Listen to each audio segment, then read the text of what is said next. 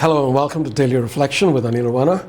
Today is the 26th of September 2020. We're going to reflect on Luke 9:43 to 45. It's another short one. Listen.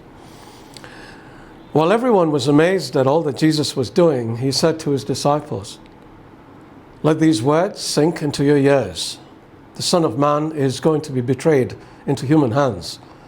But they did not understand the saying. Its meaning was concealed from them so that they could not perceive it. And they were afraid to ask him about this. The Gospel of the Lord. Have you realized that people have a habit of hearing only what they want to hear or seeing only what they want to see? Have you noticed this? It is known as selective listening or selective attention. We tune out someone's opinions or ideas whenever they don't match our own. We also tune out things that might be unpleasant or disturbing. And I believe that this is what might have happened here with the apostles. Jesus told them he was going to be betrayed into human hands.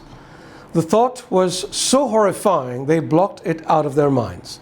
And they didn't dare ask any more questions because they were afraid of what else he might say to them. Now, when people preach the true gospel, as opposed to a watered down, corrupted, or diluted gospel we often hear, the listeners often exhibit this selective attention. If they hear something that goes against what they have traditionally believed in for years, or something that seems to challenge their beliefs, they start closing up. They might not disagree with the preacher openly, but you know that they have decided he is wrong because they are right. Consequently, to agree with the preacher would mean admitting they have been doing or believing something wrong for years. And that's a terrible thing for most folks. They close up even more when they are told to do something they don't want to do. You can actually see their eyes go blank as they pull the shutters down. As an example, consider forgiveness. This is us forgiving others, not God forgiving us.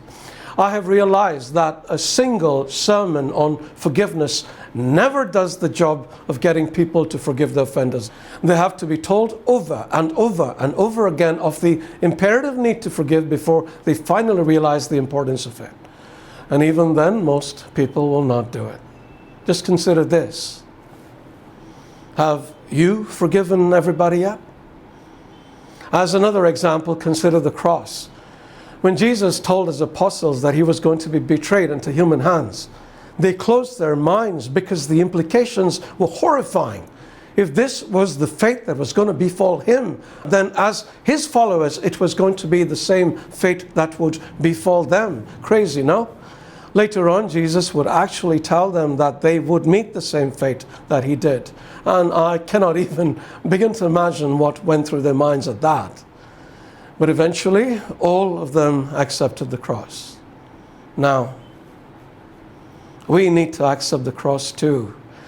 I wish I had an easier message to give today, seeing how this is the 1000th reflection I've recorded. Yeah, it's the 1000th. More about that in a minute. But in a way, perhaps it is the perfect reflection for a commemoration, because following Jesus means accepting the cross. And the purpose of these reflections is to encourage and inspire everybody to follow him. I know we will be afraid, but then let us remember that Jesus was afraid too. In the Garden of Gethsemane, he cried out to his Father, "Take this cup from me." But then he added, "Yet not my will, but yours be done." Let that be our prayer too. Before I conclude, as I said, today marks the 1000th consecutive day I have been doing these reflections. I've been very blessed by them, and I hope that you have been blessed too. And if yes, please do share them with your friends. I will continue doing these reflections until the end of the year, when I complete the 3-year liturgical cycle of gospel readings. From the 1st of January 2021, I will be inviting other people to get on the show with me. These aren't going to be famous names, just people who love God and his word. There are several people who have been sharing their insights on my Facebook page. That's fb.com/Aneel Aranha. And I've been very impressed with the originality of thought.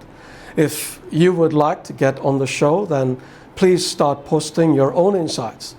If you have some interesting things to say that are faithful to the gospel, I'll be very happy to welcome you on board. So start posting, okay? And don't forget to subscribe by clicking the subscribe button below and the bell icon alongside. Thank you so much for being part of this journey for 1,000 days. God bless you.